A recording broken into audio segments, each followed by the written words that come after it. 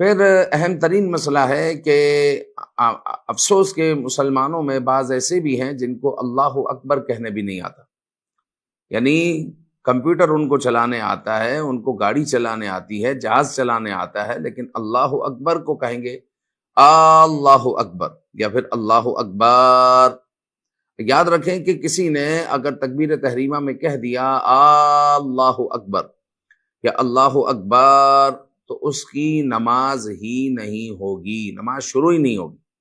لہذا اللہ اکبر یہ صحیح طور پر ہمیں نماز کا ایک ایک جز، ایک ایک لفظ ہمیں صحیح صحیح ادا کرنے آنا چاہیے۔ اس میں کسی قسم کی کوئی خرابی اگر ہوئی تو ہو سکتا ہے ہماری نماز ہو ہی نہ، تو نماز اس صورت میں فاسد ہو جاتی ہے۔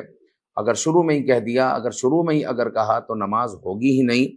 اگر جان بوجھ کر سمجھ کر اگر کسی نے ایسا کہا، مثال کے طور پر اللہ اکبر، وہ کافر ہو جائے گا، کیونکہ وہ کہہ رہا ہے کیا اللہ بڑا ہے، وہ یہ کہہ رہا ہے، کیونکہ حمزہ استفہام ہو جائے گا تو استفہامیہ جملہ بن جائے گا، تو اس کو نہیں پتا کہ اللہ بڑا ہے، وہ سوال کر رہا ہے، تو اس پر کفر کا فتویٰ دیا جاتا ہے۔